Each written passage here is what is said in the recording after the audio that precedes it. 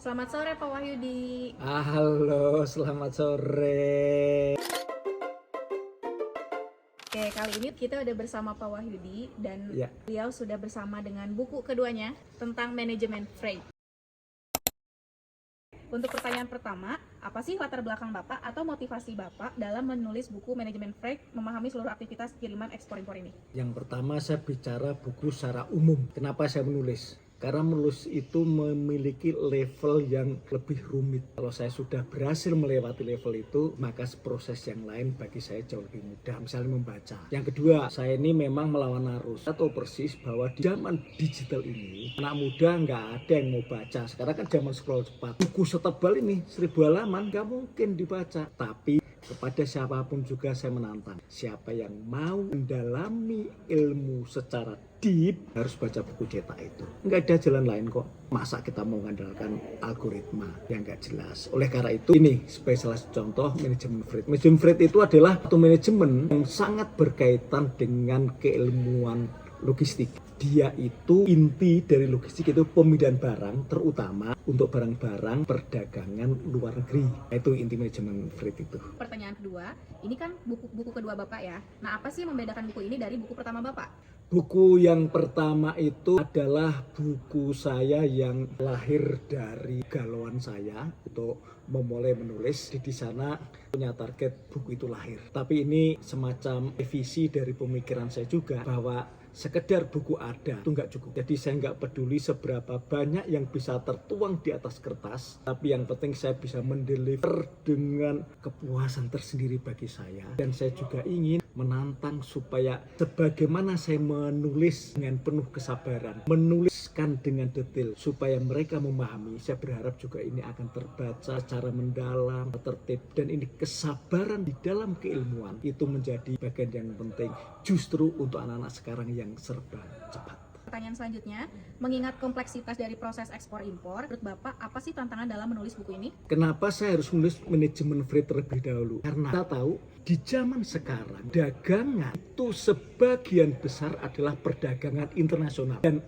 akibat perdagangan internasional itulah maka muncul ilmu tentang kiriman barang. Sebagaimana kita ketahui, setiap negara itu punya aturan sendiri-sendiri. Nah, maka perlu kesepakatan, perlu aturan bersama yang ditaati oleh semua negara sehingga terjadi pengiriman barang. Nah, itu harus kita pelajari itu karena bukan hal yang mudah satu negara kepada negara lain. Tantangannya sangat besar. Tantangan dan perdagangan saja yang sulit bisa diatasi, apalagi tantangan untuk menulis. Lebih mudah lagi bagi semua mahasiswa tantangan untuk membaca. Pertanyaan selanjutnya, buku ini kan menyebutkan seluruh aktivitas kiriman. Nah, apa saja sih tahapan utama yang dibahas dalam setiap aktivitas kiriman dalam ekspor-impor ini?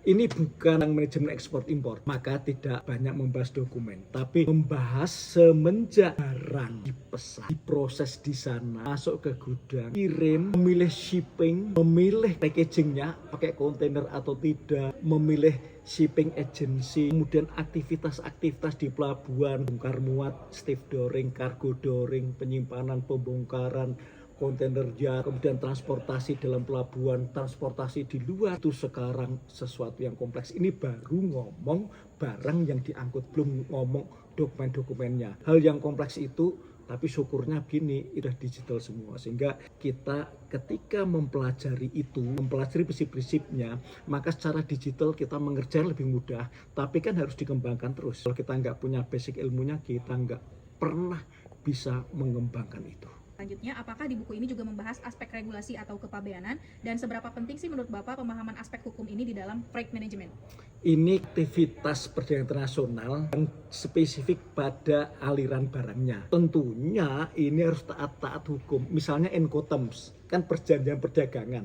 Barang itu mau FOB misalnya, berarti sampai ke pelabuhan ini siapa yang menjadi tanggung jawab? Belum lagi masalah asuransi, masalah begitu kompleksnya. Meskipun ini tidak bicara detail form ekspor impor tidak, tapi kita memang fokuskan di situ aturan-aturan internasional, aturan-aturan bersama, Incoterms yang selalu diupdate itu harus kita ikuti, karena tanpa itu maka ini semua ya jadi percuma, karena regulasi itu adalah pondasi pengetahuan yang perlu diimplementasikan dalam aktivitas. Yang selanjutnya Pak, teori itu harus relevan dengan praktik ya Pak. Menurut Bapak bagaimana buku ini bisa memadukan teori dan praktik? Apakah buku ini disertai dengan studi kasus atau contoh nyata?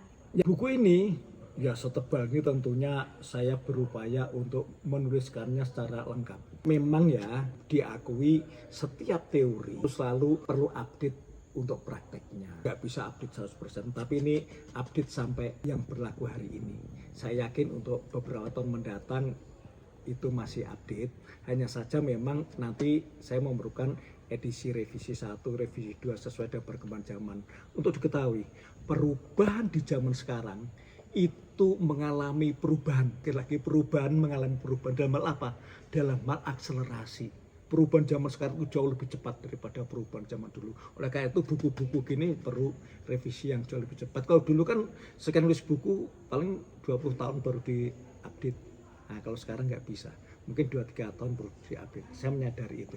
Dan saya bersedia untuk melakukan update supaya persis apa yang terjadi di lapangan.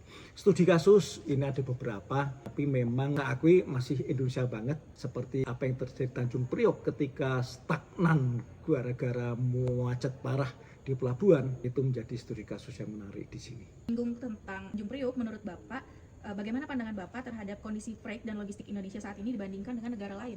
Di Indonesia masih sangat ketinggalan. Yang pertama, era pelabuhan kita itu belum memiliki tata kelola yang baik. Yang kedua, kita itu kapal-kapalnya masih dikuasai oleh asing. Yang ketiga, memang aturan atau regulasi di Indonesia sangat kurang. Yang keempat, kepedulian pemerintah, misalnya ya, pemerintah perlu loh itu membentuk badan khusus untuk mengelola logistik, di dalamnya ada manajemen freight, itu juga sangat kurang. Akibatnya adalah kita seringkali menghadapi persoalan-persoalan dalam freight. Padahal itulah yang harus dilakukan seluruh ekosistem logistik, memastikan freight itu berjalan dengan baik. Selanjutnya, apakah buku ini juga relevan dengan tantangan-tantangan baru seperti digitalisasi, green logistik, atau misalnya krisis geopolitik yang mempengaruhi logistik atau rantai pasok, Pak? Mulai dari soal teknologi ya, kemajuan teknologi nggak bisa dinafikan. Sekarang ini apa sih nggak digital? Dokumen-dokumen ekspor impor juga udah digital. Tentunya yang nggak bisa digital kan barang yang dikirimkan. Semuanya sudah digital dan sudah diantisipasi di sini.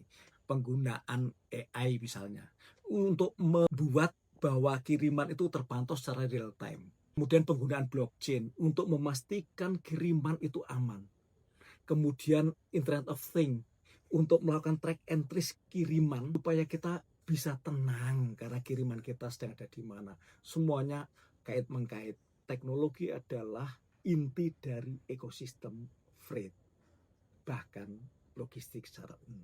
Selanjutnya Pak, siapa sih target utama pembaca buku ini? Apakah menurut Bapak lebih cocok untuk profesional, pelaku usaha, mahasiswa, atau bahkan pemula? Mahasiswa suruh baca gini, mestinya nggak usah disuruh.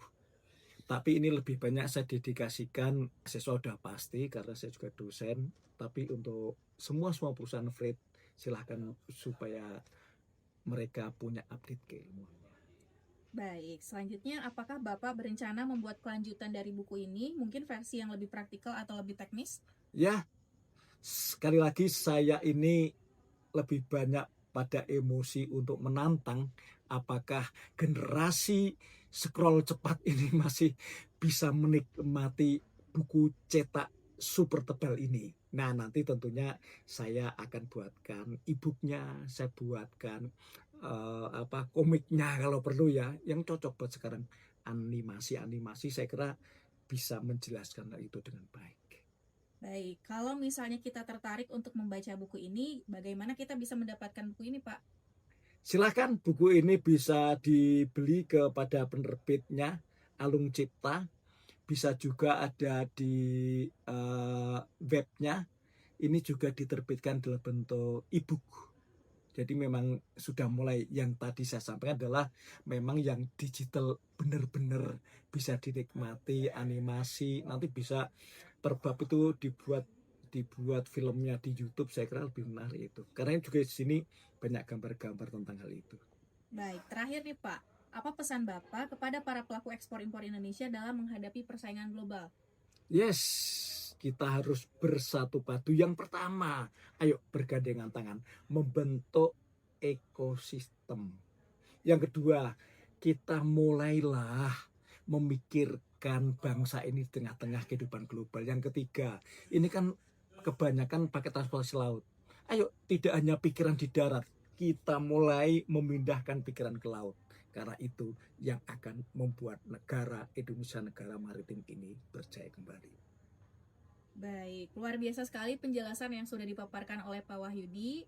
Kita cukupi sampai di sini, sampai ketemu di seri selanjutnya. Dadah. Makasih ya, selamat membaca buku tebal ini.